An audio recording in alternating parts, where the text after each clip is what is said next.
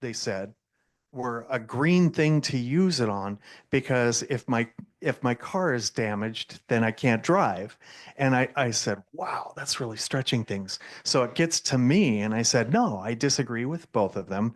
And it should be we and the one person, the first person said, we need to have a new conversation on this. And I said, no, the voters already had this conversation. They voted on it. It should be used for the intended purpose. So what I see to strengthen that is that we should probably have a publicly owned Portland bank, and that is my platform.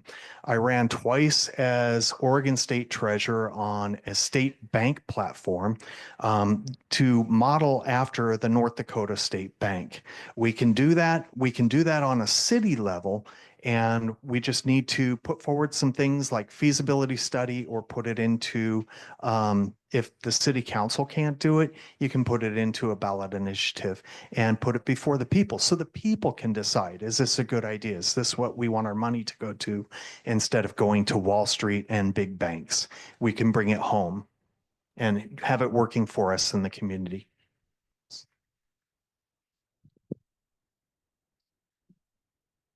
Moses Ross. Well, in answer to the question, absolutely. I will prioritize keeping the Portland Clean Energy Community Benefits Fund aligned with its original climate-focused intent. Voter support for PSEF reflected a clear mandate for addressing climate change while promoting equity and community empowerment. So we need to make sure that we are reinforcing our climate goals by ensuring that all funded projects have measurable impacts on reducing greenhouse gas emissions and are done in collaboration with the community to address local climate impacts. We need to focus on equity and inclusion by targeting the benefits towards historically marginalized communities. And I really like the idea of participatory budgeting so that we re-involve those communities in the funding process. We need to be making sure that the benefits of these changes can be sustainable over the long term by funding maintenance, as well as fostering partnerships, such as linking renewable energy projects with job training programs. We'll need regular and transparent reporting with clear metrics to better evaluate the effectiveness of these projects with our community stakeholders.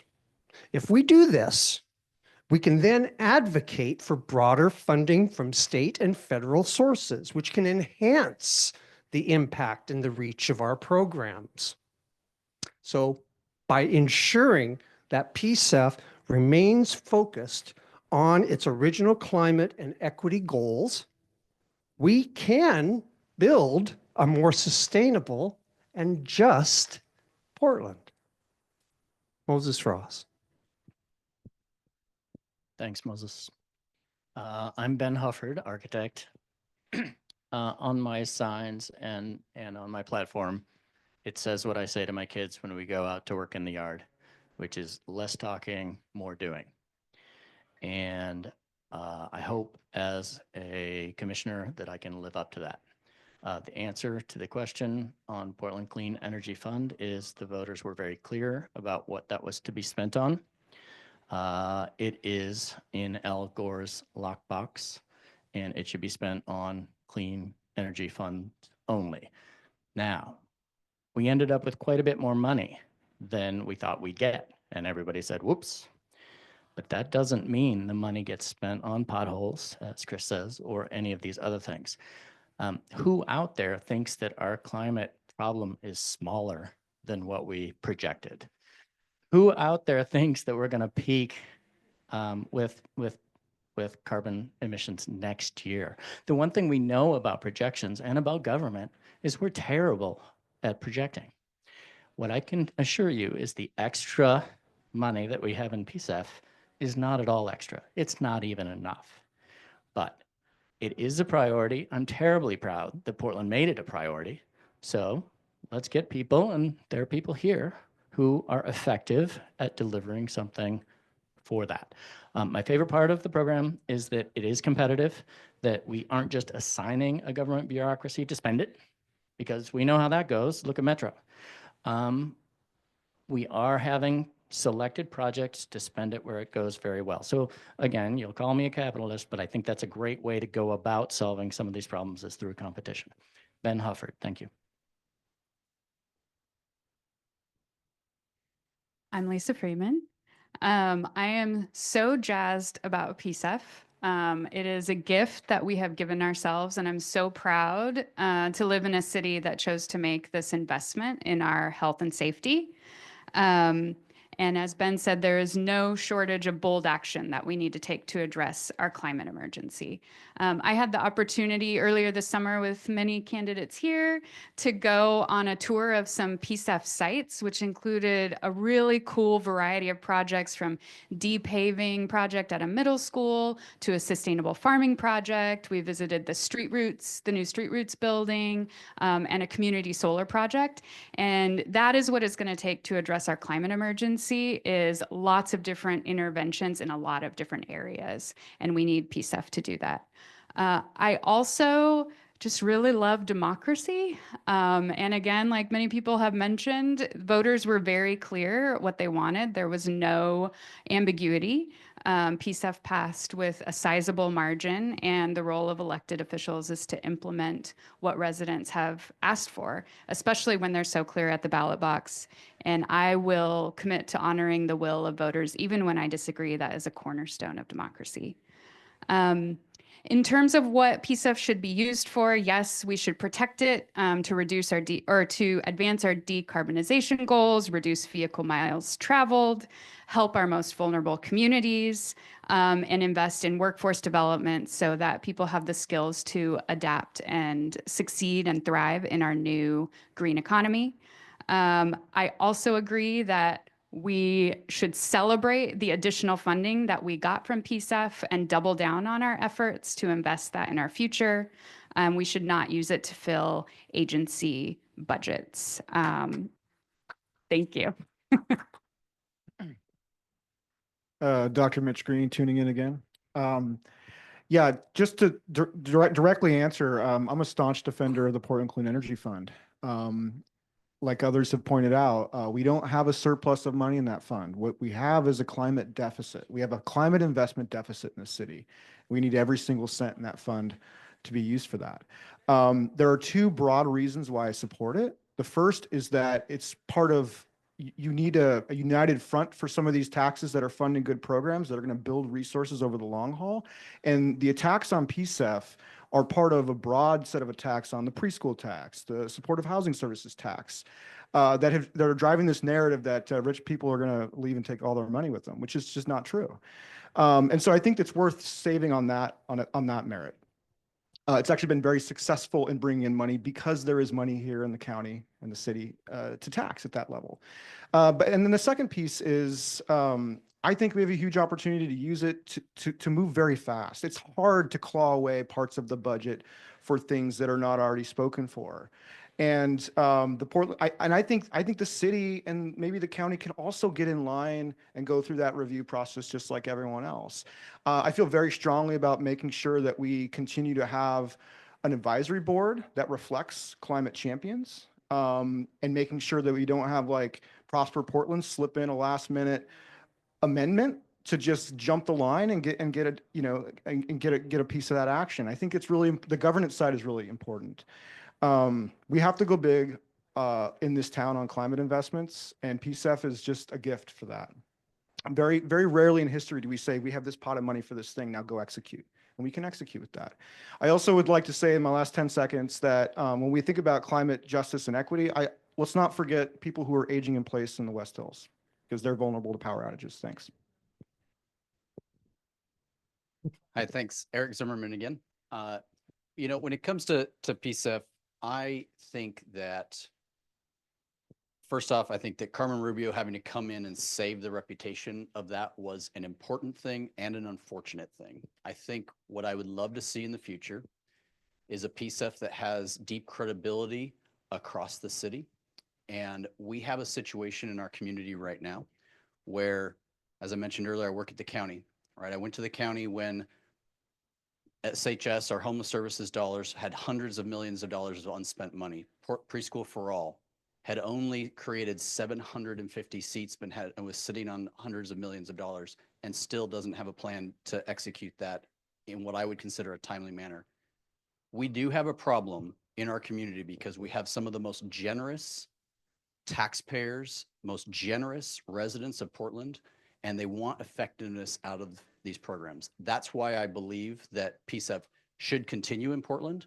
And I appreciate what Commissioner Rubio did. I think she instilled in a tremendous amount of retrust and in the program. And I think we should take that trust and share that widely and broadly because that is still a problem that nags in too many parts of our community. I also think that PSEF should not be as much of a scattershot. I think that's how a lot of things have been delivered in our community in these specialized programs. I would like to see a very deliberate rollout, and for places where we can make that impact, where we can change how a building is going to be developed because we incentivize with PSEF dollars the types of energy that is used, the types of cooling that is used for our affordable buildings, make them affordable and incentivize higher and more efficient energy use. And as the District 4 person, I also recognize that it is probably appropriate that District 1 and parts of District 3 maybe get an outpaced share of PSEF dollars to overcome some of the challenges that that island has. And so I keep my eye to that as well. All right, I'm going to stand up because I've been sitting for way too long. Yes, voters, we passed PSEF. Imagine it were the children's levy and people are like, oh, the children's levy has too much money. Our children are being taken care of too well. Let's fill some potholes. Would that fly? No, that's ridiculous. So PSEF money should be used for what it was intended. It should be used for climate justice. I think if the PSEF committee wants to partner with the city, I think that would be great. Thinking back to my example about the remodel where they are replacing gas heating with gas heating, that incremental increase that it would take to make that electric, that could have been paid for with PSEF. It has to be a policy. Brenna said we need to peak carbon emissions in 2025. Well, let's use PSEF and get as far as we can. And I'm not going to talk the whole time, so you get a minute back. Thanks, Sarah. No, actually, we're going to do it here. We're going to do it a little bit differently. We're going to send two mics down this way, alternating. Now it's complicated. Yeah, you can do this. This is going to take some teamwork. Well, we have 5 questions that we're going to be asking the whole panel, and then we'll break and people can mix and mingle and go up and grab the ear of the person you want to talk to most, is the way we're going to do this.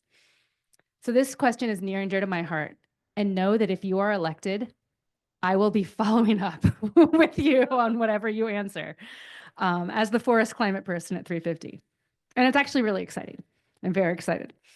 For the first time in the city's history, it recently allocated funding to the maintenance of trees planted in the right-of-way, also known as street trees.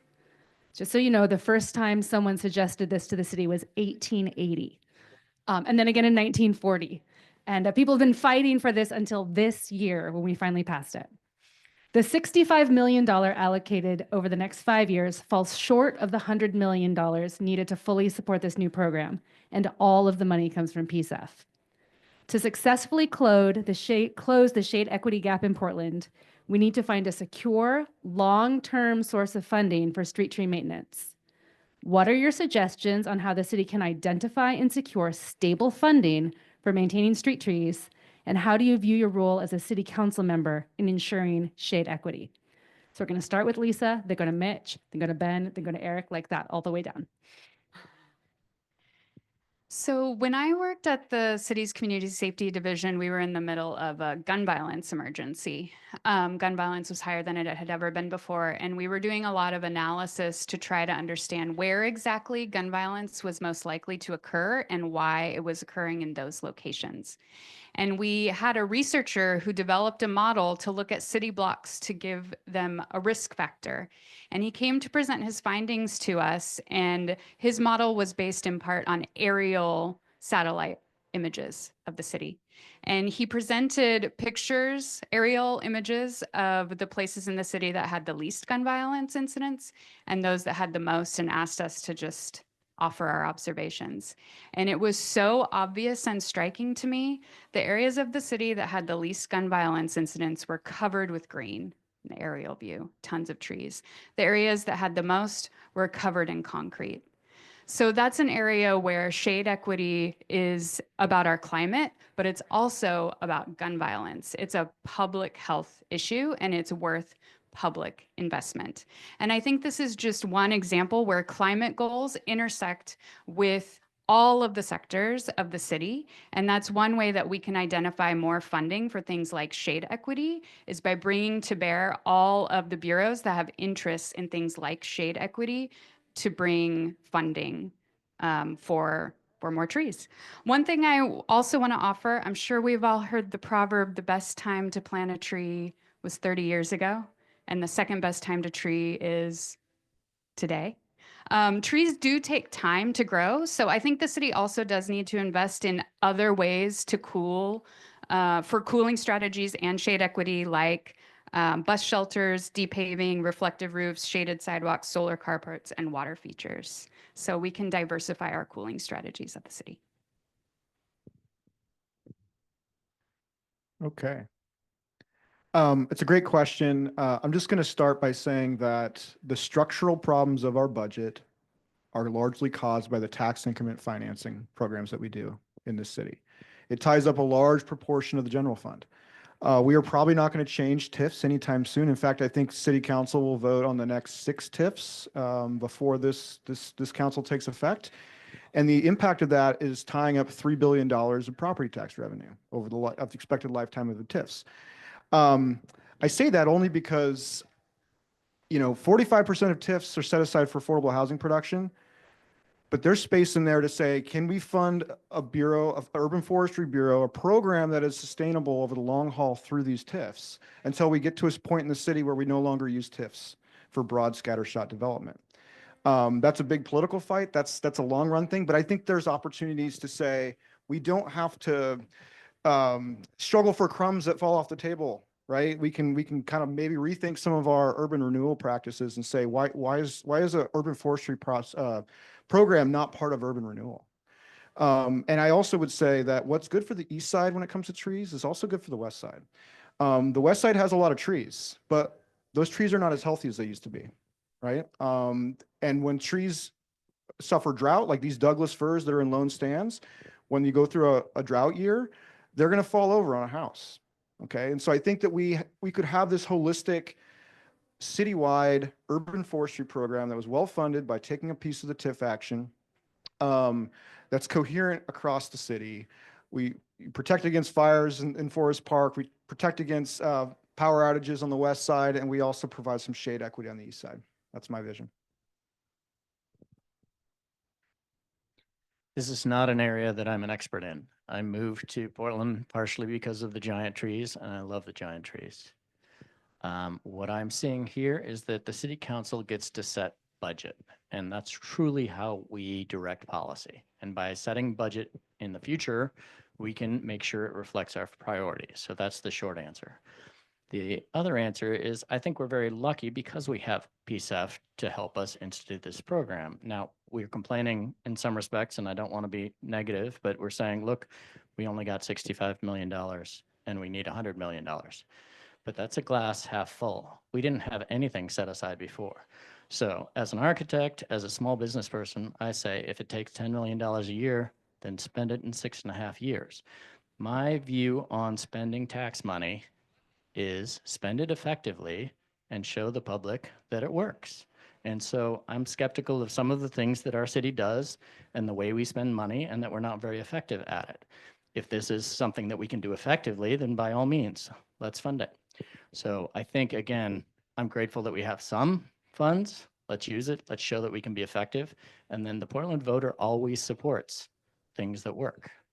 That's my view. I think that when I think about this, shade equity is a term that gets bandied around certain headquarter buildings, and it doesn't mean a lot to a lot of people who don't live in areas where it is an actual experience.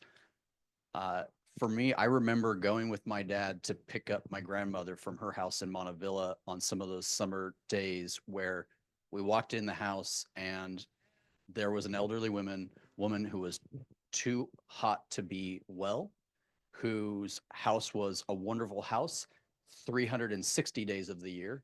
But for that 5, I mean, she was to the point where she wasn't asking for help and we kind of knew something was wrong. And that experience happened a couple times in my family. And so I know what that feels like. I know what it looks like. I lived in that house later on in my own life. And so I do think it's important, again, where District 1 and District 4 and District 3, we have to think about where's the best impact. And as the only person who's running for this district who has been at City Hall and been at the county headquarters and passed these multi-billion-dollar budgets, I'll tell you the best way to get more is show your work and show your accountability and show your outcomes. And so similar to Ben, if we can put $65 million to work, I will work my backside off to get the rest of it if it's a fully funded, fully implemented, and an accountable program. I shared with you earlier, I have a lot of concern over some of our big programs that we have tried to roll out in our community because we have not done it well, and we are losing faith with our public that we can do big stuff and do it well and not have it get lost in the offices, in the bureaus, in the departments, in the design or the desire to be a little bit to everybody, but impactful to nobody. So I'll ask for your help, Brenna. If we get to $60 million and we're almost about to do the last 5, I'll go find the rest. Absolutely. We've got some skeptics up here, don't we?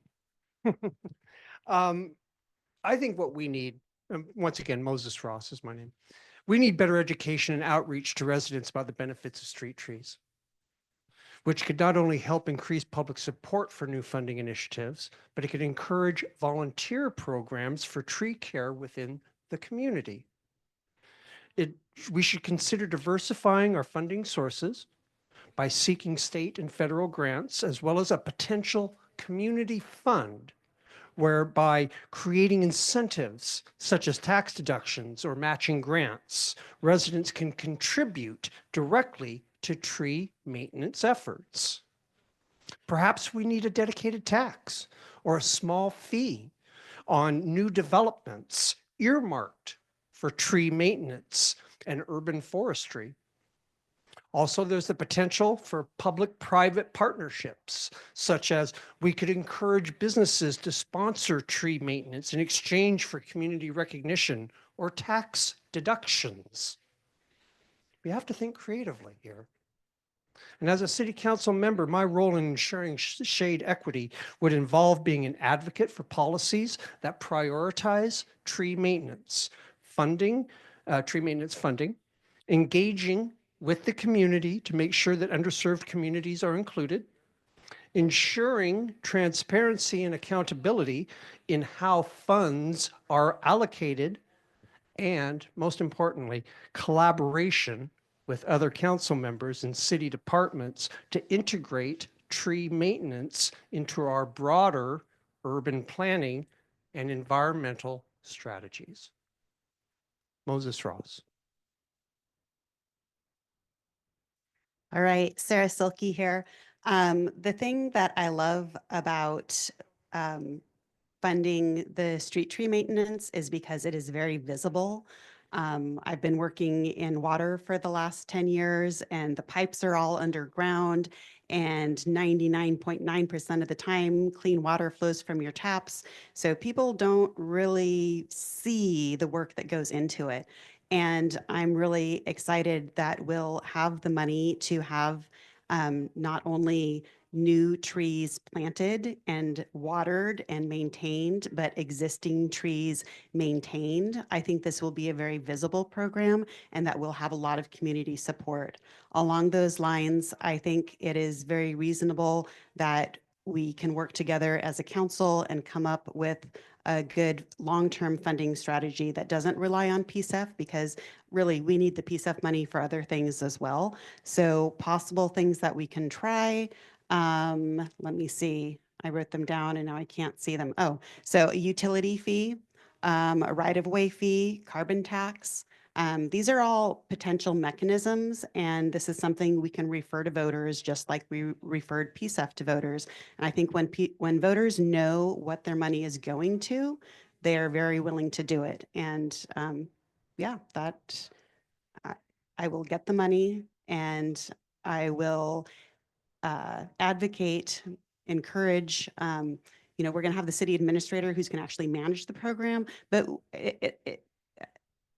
I think it's a program that's going to succeed. It's pretty obvious where we need more trees, and it's, as somebody who has trees, there's lots of trees in my neighborhood, and people are really upset when they fall and damage their house. And having a little bit of assistance with that would work wonders for community relations. Thank you. 2 minutes, huh? That's it? Wow. Big topic. Okay, well, at Portland State University, my capstone was in forest defense. Last night, I showed up to a protest at the World Forestry Center. What was spoken there was the speaker said that they didn't get along necessarily with a family member who disagreed with them adamantly about trees. I have the same thing here and there with some of my family members, and there are 12 of us. Other family members, it's pretty cool because we lock arms and we go hiking in these forests. I live right at Tryon Creek State Park. I go hiking quite a bit. I hike in Forest Park, where PGE wants to log 5 acres of forest in order to put in larger transmission lines so that they can build an even larger transmission terminal hub in order to power some AI hubs and other tech industry stuff. So they also talked about expanding their service in order to fund the electric trucks for Freightliner and others, and more cars and stuff like that. The thing is that the trees are the lungs of our city, and we need to expand that. My idea has always been that if we're going to spend almost $1 trillion on war and defense, we should at least be planting a trillion trees, a tree for every dollar that we spend, or we don't spend it. I think that if we get a public bank for Portland, it can be a green infrastructure bank, and that gives you the funding. Otherwise, in the short term, we should be growing hemp, which breathes a lot more and creates a lot more fiber. Okay. This is a long, rich question. Luckily, you've all seen it, but bear with me as we read through. We're going to be talking a little bit about Zenith and the CEI hub, which is a really tender spot for climate justice and neighborhood activists, especially given the current city council's shady work on Zenith. So, a major issue for all of Portland, and particularly for District 4, is the critical energy infrastructure hub, a 6-mile stretch of land along the Willamette River in Northwest Portland, where 350 million gallons of fuel is stored on a liquefaction zone, many of which are in aging tanks that are not seismic proof. Okay, let's just sit with that, right? A whole bunch of fuel in a liquefaction zone, and there's a big earthquake coming. That's our context. One of the companies operating in this area is the Houston-based fossil fuel company, Zenith Energy. By the time this new city council takes office in January, it is possible that a decision on Zenith Energy's pending DEQ air quality permit will not yet have been under Oregon Administrative Rule 340-018-0050, a local government can revoke a land use compatibility statement, a LUX, any time before an air permit is granted by the state. Are y'all with me? Okay, great. There are several grounds that the council could rely on to revoke this permission. For example, the city didn't treat the LUX decision as a quasi-judicial process. Zenith did not supply full information. Zenith's air permit application contains information not in the LUX application, to give you a few examples of what you can do. So I've got 2 questions. when elected into office, do you commit to withdrawing Zenith's Lux, given that the permit was granted to the company after confirmed illegal lobbying? And also share your policy ideas regarding how you will address the climate, ecological, and public health dangers posed by the CEI hub. We're going to do the reverse order. So you start, we'll go back to the middle. Okay. First question. Yes. Yes. Yes. The first time somebody asked me that, I did not have the context and I was worried about the legality. But I'm hearing some good legal grounds to do this, and I would love to be able to do that. That's just one small part of the issue of the CEI hub and all of those tanks. There are many existing ones, and it's a vast emergency, just disaster waiting to happen. I am encouraged that the state passed legislation to start requiring plans and mitigation for those things. I'm also encouraged that the county is already looking at risk bonding, because that seems like a legal and financial thing that can happen pretty soon. We don't, I mean, long term, obviously, we need to phase out the use of fossil fuels, and then we don't have to store all of that there. But in the short term, if we can put some monetary burden on them that reflects the risk that's there, it will, one, incentivize them to upgrade their facilities or relocate their facilities. And two, it will give us some assurance that when the earthquake happens, we're not left entirely holding the bag ourselves. The other thing that I think we need to do is spend, it's everybody, it's relatively easy to say what we don't want, but we get more action when we say what we do want. And I think working with both the owners of the properties and the community to envision what we want the future of that land to look like is a really important first step. And I'll stop there. Zenith is a ticking time bomb. The oil trains, CEI hub, all of it. I will not approve their, or yes, I will. I will not approve it. But even further, to go off of Sarah's comment, we need to reach for what we do want. And I know, like Silkie says, what we don't want. Everyone knows what we don't want. I will advocate very hard to get the corporate energy projects out of our future and work very diligently to get publicly owned options into our future. Not last night, but the night before, I went to the Linton Neighborhood Association's presentation put on by PGE, where they were talking about logging the forest and putting in new transmission lines. I was the last person to speak. There were 3 of us who were going to speak. And they said, well, you other 2 went, but the dude in the blazer, I was wearing a jacket, they said, he didn't get a chance to speak. Would you 2 be okay if he spoke? And I'm going, wow, you're putting your neck across the cutting block at this.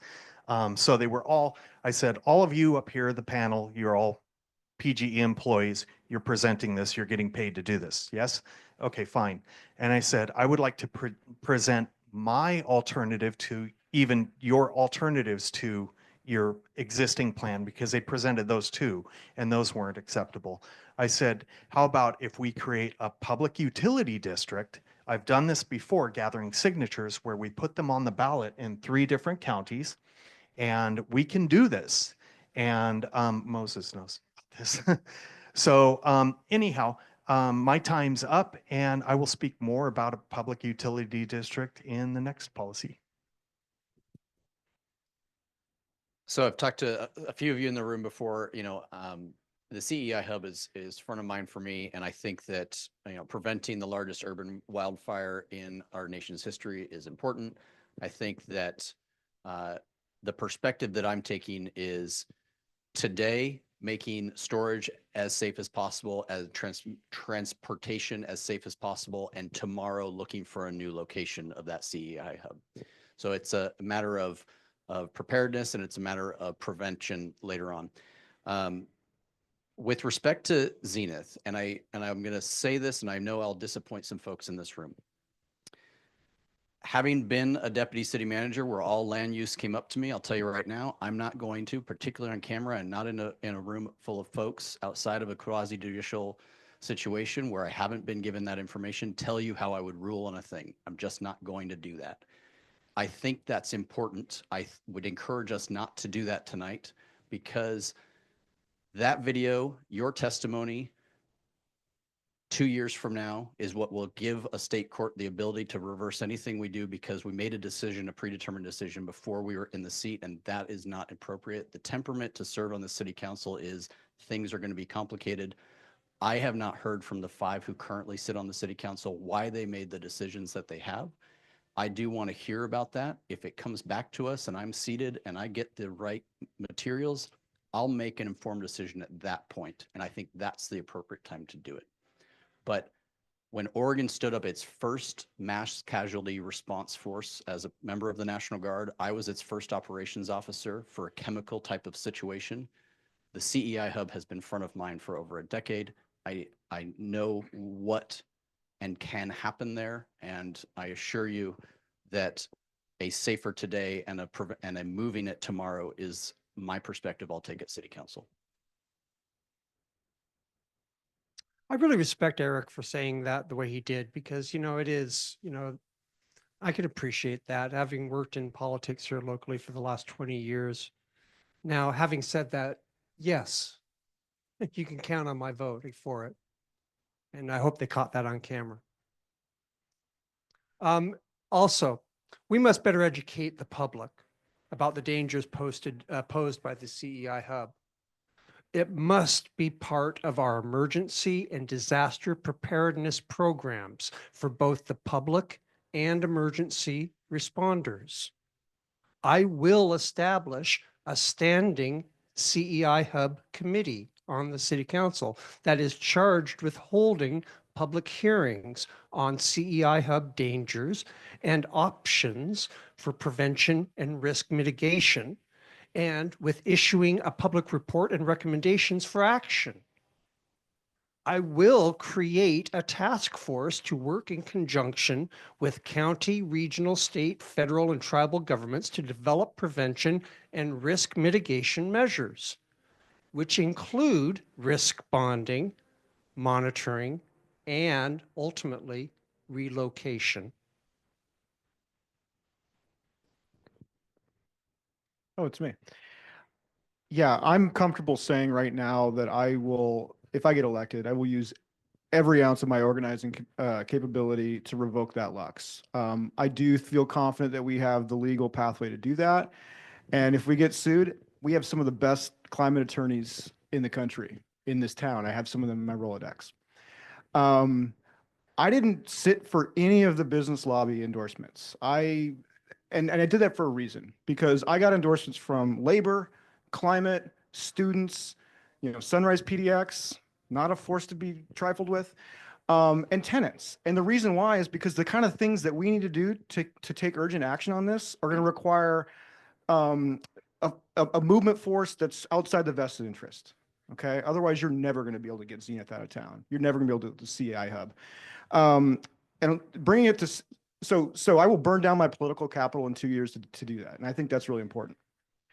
The CEI hub, I fully support risk bonding. There's 3 kind of models or 3 approaches you can take. The one that I favor most and will agitate for is the method where you have to pre-fund an escrow account, because we don't want to go to court with an insurance company if there's a crisis here. And then it also puts the skin in the game for these owners right now. Okay. And so they can start to make their own marginal choice as to whether they want to keep operating this town or not.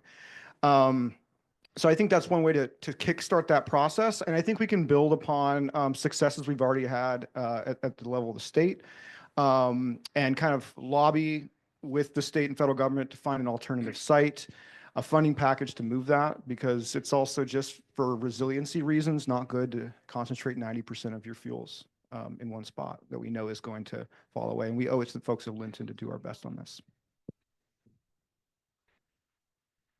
I'm Ben. I got many of the endorsements that Mitch didn't get, and he got many that I didn't get. And I think I could work very well with Mitch. I mean, we've gotten to know each other, and I think we could solve this problem. I'll come at this again as the ERP major small business bar owner. We have two real tools at our disposal to help with the CEI hub. One is, instead of grandfathering allowed uses, we sunset disallowed uses. So as things come up for permits, for changes of ownership, for structural upgrades, for all of those are our real chance to say, this is when we need to move you along.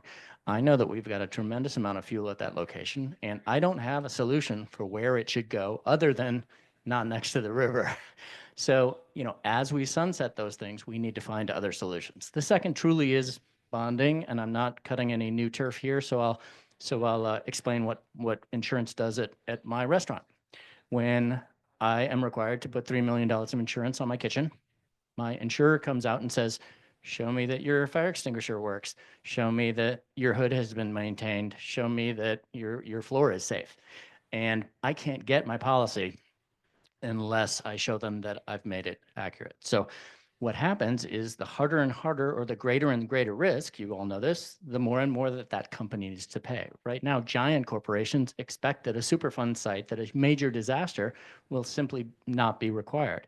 And there becomes a tremendous burden when you do have to meet the safety requirements of covering the cost of your problem. So a lot of good ideas here. For me, it's sunsetting current uses and making the bonding happen for the full cost of the risk that we have at the CEI hub.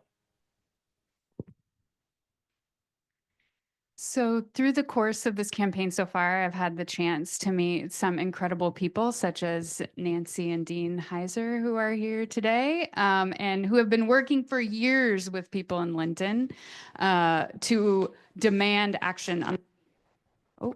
And it is a failure of our current form of government that so little action has been taken. And our community in District 4 in Linton and the whole city, because this will affect the whole city and the region if there's an earthquake, deserve champions in District 4 who will take the lead on actions to address the risks associated with the CEI hub. The time long ago passed for patience with fossil fuel companies. They have known for decades what they need to do. They're not going to transition or change unless we make them.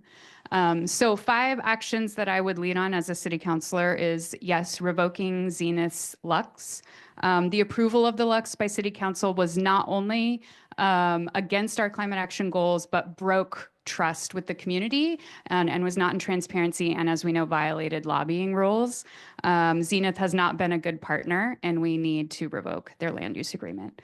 I agree with the many others who've talked about risk bonding. The cost of operating at the CEI hub is too low when the burden of paying for the results of an emergency is with the community, when with the city, the county, and the state. We need the companies who are operating there to bear their fair share of the cost of operating there. I would also work with the county and state to ensure we have timely monitoring of the types and amounts of substances that are currently at the hub so that we can better prepare for an emergency. I would immediately decommission unused and non-functioning tanks. And I would work with the county and state to develop an actionable plan with timelines around how to move the tanks to other areas and redevelop the waterfront. Thank you. Awesome. Thank you. So this is our last question as a group. So I have a very creative microphone plan. So Ben and Moses and Eric, you all haven't gotten to start, but only I'm tracking this, right? Okay. So, we're going to go this way, and then we're just going to jump around. All right. So. You're first, Moses. And then, Charisse, can you add 30 seconds? I want to give everyone a little bit of a time to just do their own personal wrap up and pitch. So this question, we thought a lot about these questions. And for me, it kept coming back to the fact that we have declared a climate emergency in this city. And usually when something's an emergency, it's like, oh God, there's an emergency. Like, what am I going to do? But this city is like, I'm going to make another plan. Oh, maybe I'll make another plan. In our question, I learned this through our question. The city of Portland has approved 5 climate action plans over the past 20 years, right? Our motto is the city that works. We should be called the city that plans. And then we put the plan on the shelf and just kind of continue doing, whatever it is that Portland does. So the question formally is, the current climate emergency work plan ends next year, with the city signaling that they will develop a new climate justice plan. As a city councilor, how you make sure that the current and new plans actually get fully implemented with appropriate funding.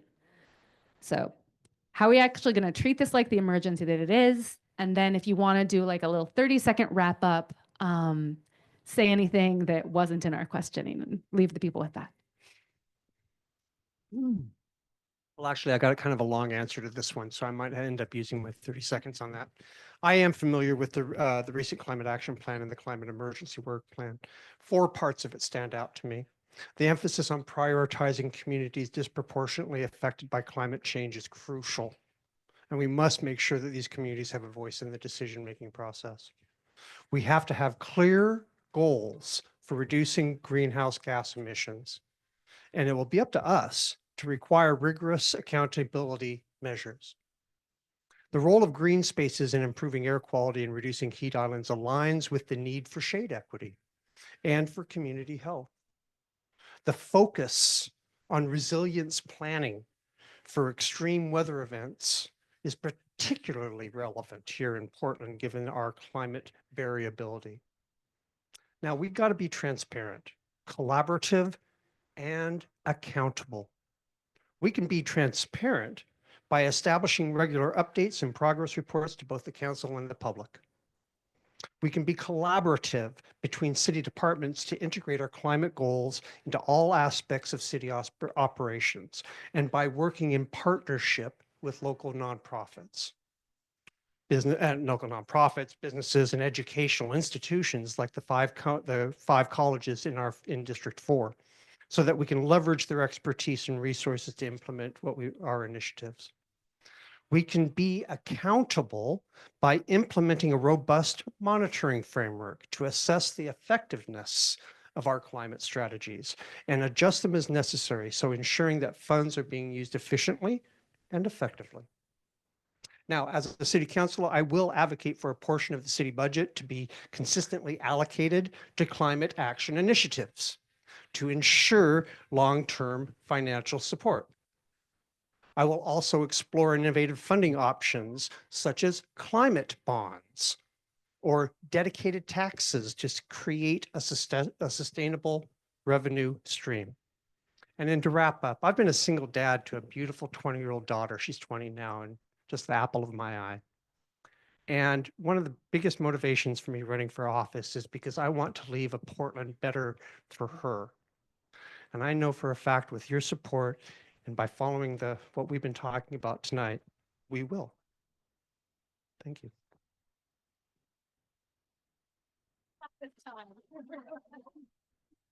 We'll see.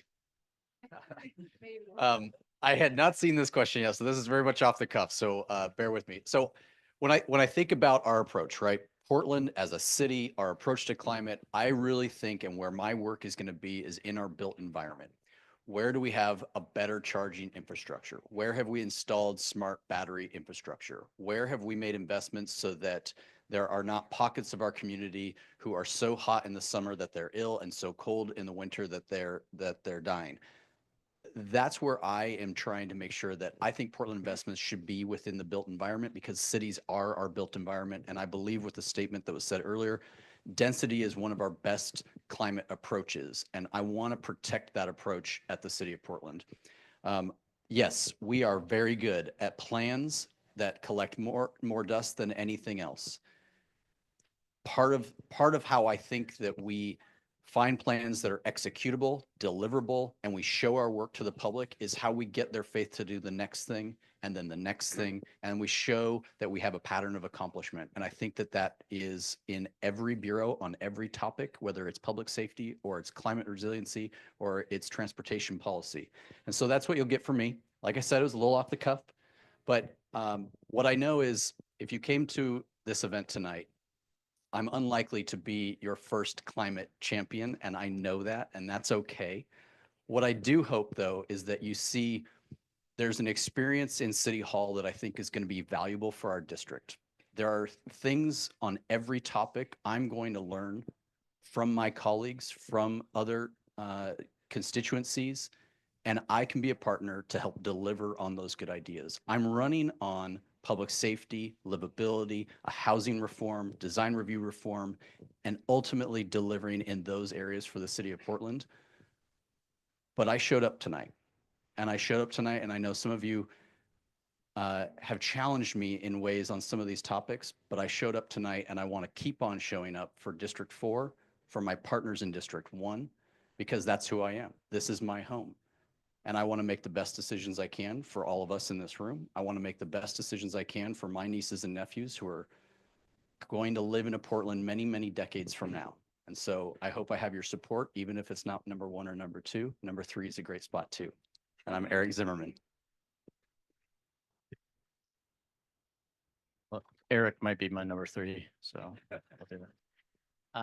Again, I came to Portland from the East Coast as an extreme liberal. I continue to maintain that as my core. I am a vegetarian my entire life. I'm a bike rider my entire life. I didn't own a car until I was 30 years old. That being said, I'm a pragmatist about solving the problems that we have. And what we have in front of us as a city council is we have the ability to spend the money the way that we have our values. So the way we set our budget should always reflect our values. And that's truly where we should be coming from all of these pieces. I'm very concerned about housing and homelessness. How we solve those problems should reflect all of our values in terms of environmentalism and climate change and carbon. I think it's really easy for us who are in the middle of all of this to look at the challenge we have in Portland, and it can be a real downer. And what I like doing occasionally from time to time is think of all of us, and we're sitting here and we're in a coffee shop in Times Square in New York City. I'm not saying Portland needs to be New York City, but if we had the population right now, if New York City had a current population of Portland, it would be 1860. So every decision that New York City has made since 1860 is in front of us still. So we don't need to become New York, but we get to decide, where do we want the parks? Where do we want the metros? Where do we want our public transportation? How do we want to build housing? Where do we want to put a boat that is a commuter taxi? So all of these are incredibly exciting to an urban planner and an architect, because all of the opportunities in front of us can reflect the values that we want. So for me, it's not about, oh, we have to deal with fentanyl and we have to deal with homeless tents today. We have a vision in front of us. We don't need to take Portland back to 8 years ago. We don't even need to worry about a status quo of how to balance the budget today. The Portland that we're talking about is a Portland of the future. And I'm very optimistic about that as an urban planner, as an architect. Thanks. I'm Ben at benforportland.com. Thanks.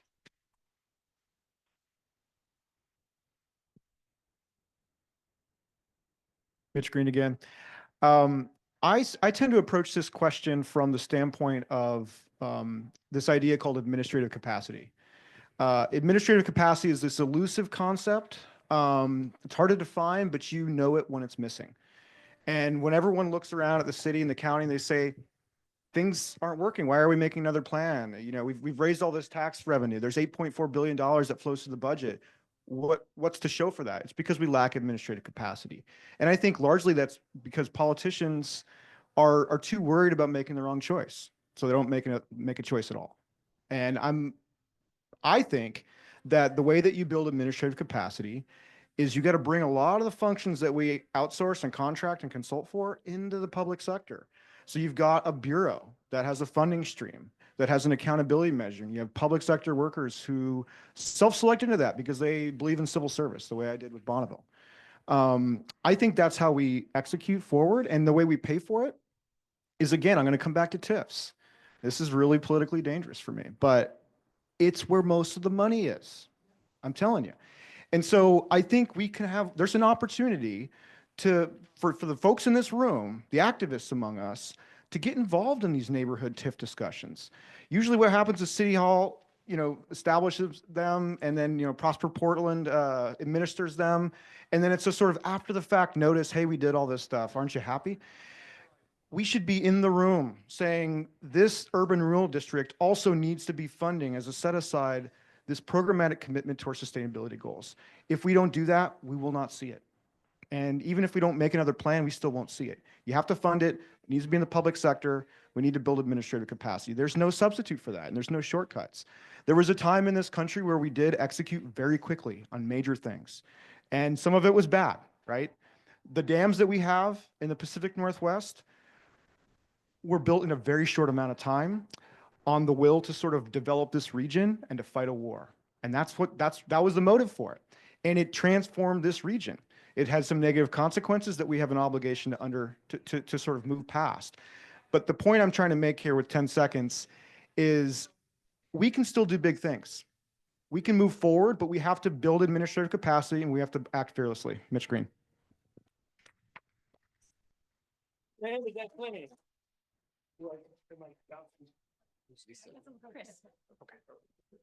Looks like we're all standing, I guess, on the last question. So 2.5 minutes on the clock. All right. Well, what we need are nonprofit solutions, not profit solutions.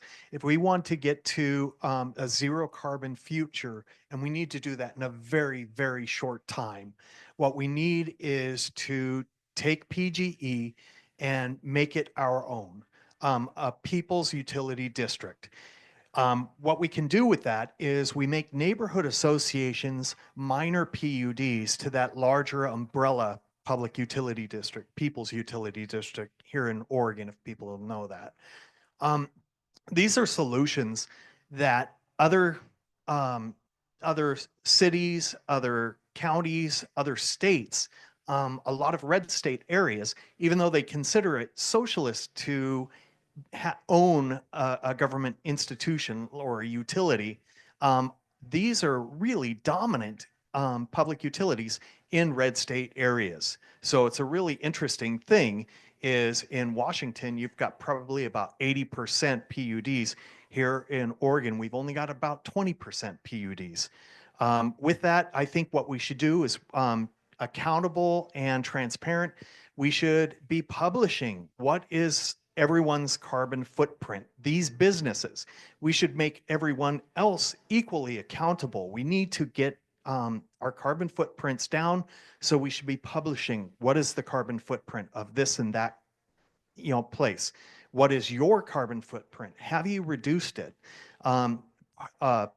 Private for-profit entities are focused on expansion and growth and growing the dollar for their investors who are outside of Oregon, outside of Portland as well.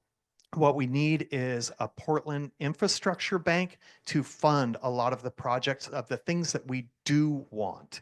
And we can we pay, as accountability goes, we pay $100 million in interest and fees to Wall Street and large banks. That $100 million could be brought back here and put in tree infrastructure. The trees are the most important thing here. It's what brings everyone to Portland to Oregon.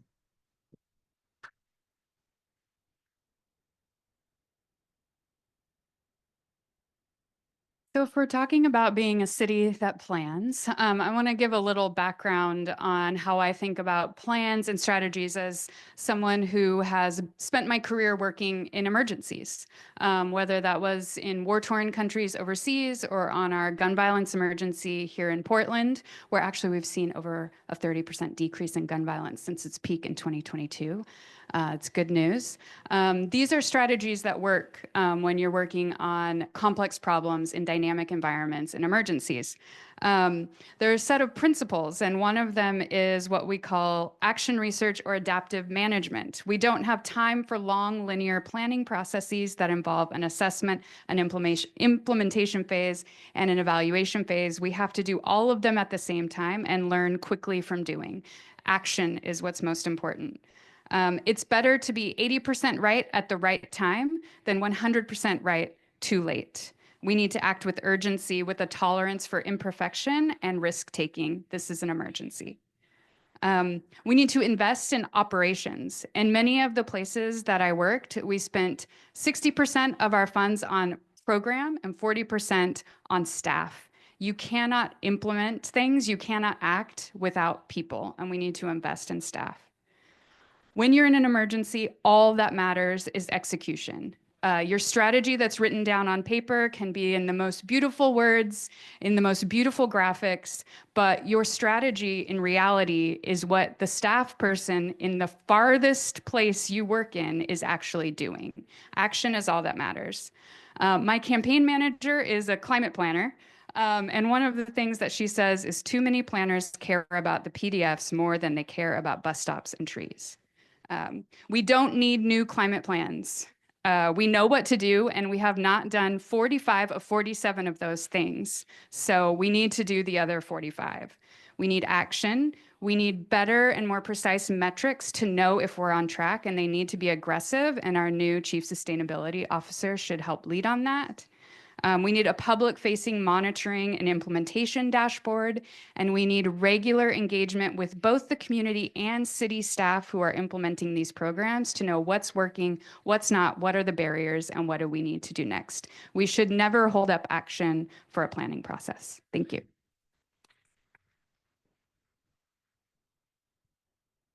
All right, I got to say thank you, Lisa. That was incredible. I love it. As somebody who has worked for the city for over 12 years, yes, it's not what's in the plan, it's what we actually do. And yes, it's about administrative capacity, but administrative capacity isn't just hiring a sustainability commissioner or leader or officer. It's about embedding sustainability in the daily decisions of every working employee. So it makes me think about our work in equity, which, yes, we still have a long way to go.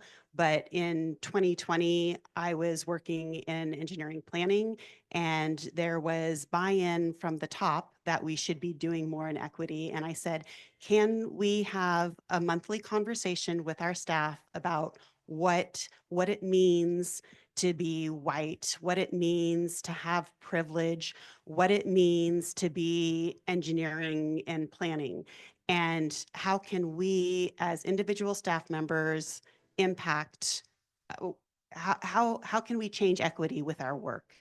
And, you know, there was a lot of wandering and stumbling around, and it was awkward, but I had the support of my supervisors, and we developed some camaraderie. We had some tough conversations, and ultimately there was a new lens that was put onto our planning. So we used, if you've heard of the SVI score, but basically we used GIS and a map to look at where our most vulnerable populations are. And we overlaid that with where we do projects. And we said, oh, look, there is a discrepancy. And we can use that as a way to make decisions in the future about where we should do new projects. So that is something that was not top down. That's something we figured out because it was part of our work. This is what we need to be doing with the climate change. We need every work group to have time dedicated, so that's budgetary. We need to say, yes, there is budget to spend time thinking about climate change, even if you're in police, if you're in fire, every bureau gets this time and money. So no more plans, let's just do it. It's a new era. Vote Sarah. Thank you. I want to thank you all so much for taking the time to be here and for your really well thought out answers. And again, for your commitment to Portland. mean, this is taking a lot of your time and life's energy right now. I recognize that. And you're doing it because you love the city. And hopefully some of you will become our new city council members. And that is super exciting. We're going to wrap up. Now I'm going to pass it over to Sharice to wrap up. And then, no, we're not doing public questions.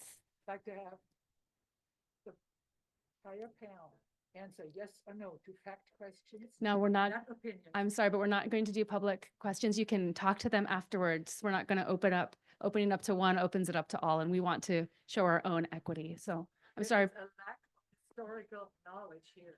I hear that you're upset, but we're not going to continue right now with this conversation. Sharice, would you come up and close us out? Yeah, thank you again to all of you for being here tonight. And as Brenna said, for taking this immense amount of time out of your lives to do this impressive